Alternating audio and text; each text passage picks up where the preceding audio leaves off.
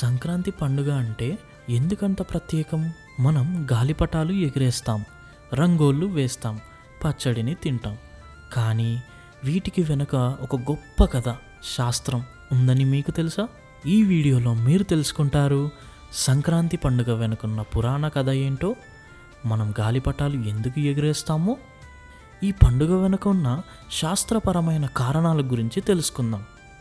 మొత్తానికి సంక్రాంతి వెనుకున్న అసలు సత్యం ఏంటో చూద్దాం. సంక్రాంతి అంటే ఏమిటి? సంక్రాంతి అనగా సంగమం అని అర్థం. సూర్యుడు తన కర్కాటక రాశి నుండి మకర రాశిలోనికి ప్రవేశించడాన్నే సంక్రాంతి అంటారు. ఇది ప్రకృతిలో మార్పులు తెచ్చే సందర్భం. పురాణాల్లో చెప్పిన కథ ప్రకారం సంక్రాంతి పండుగ శతయుగం నుండి జరుపుకుంటున్నాం. ప్రాచీన కాలంలో అసురులు మరియు దేవతలు కలిసి అమృతాన్ని తాగేందుకు సముద్ర మథనం చేశారు. అమృతం లభించిన తరువాత దాన్ని న్యాయంగా పంచుకోవడం ప్రారంభమైంది. ఈ రోజున కర్మఫలం మాకు దగ్గరగా వస్తుందని విశ్వాసం.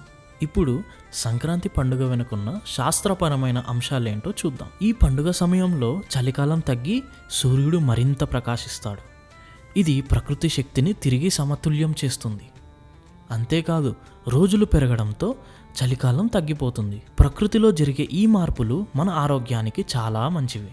అందుకే పచ్చడి తినడం, హడావిడి చేయడం చేస్తుంటాం. ఇక గాలిపటాల గురించి మాట్లాడితే, ఇది పిల్లల ఆట మాత్రమే కాదు. శాస్త్రపరంగా చూస్తే ఈ సీజన్లో ఎండ ఎక్కువగా ఉండడం వల్ల మన శరీరంలో విటమిన్ డి శక్తి పెరుగుతుంది. గాలిపటాలు ఎగరవేయడం వల్ల మానసిక ఆనందం కలుగుతుంది. అలాగే ఎండకు మన శరీరం గట్టిపడుతుంది. ఇది ఆరోగ్యానికి మేలు చేస్తుంది. ఇక రంగోలి. ఇంటి ముందు రంగోలి వేయడం ఒక శాస్త్రపరమైన కారణంతో కూడిన సాంప్రదాయం. రంగు పొడులతో ఇంటి ముందు అందం పెరగడమే కాదు, దృష్టి స్థిరంగా ఉండి మనసు ప్రశాంతంగా ఉంటుంది. అలాగే రంగు ఉండడం వల్ల దోమలు మరియు పురుగులు దూరంగా ఉంటాయి. గోమయం అంటే పవిత్రతకు చిహ్నం.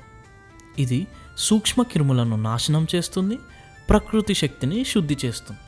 ఈ సాంప్రదాయం మన పూర్వీకుల తెలివిని చూపిస్తుంది.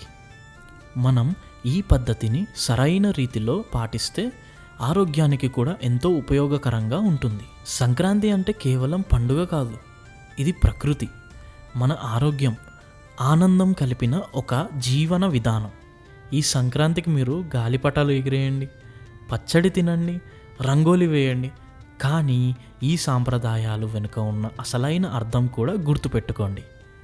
మీకు ఈ కథలు, శాస్త్రం నచ్చిందా? మీ స్నేహితులు మరియు కుటుంబంతో ఈ వీడియోని షేర్ చేయండి. అలాగే మా ఛానల్ని సబ్స్క్రైబ్ చేసి సంక్రాంతి పండుగ వెనుక ఉన్న ఈ కథలో మీకు నచ్చిన అంశాన్ని కామెంట్ చేయండి. ఈ పండుగ ఆనందాన్ని మీ అందరితో పంచుకోండి. హ్యాపీ సంక్రాంతి.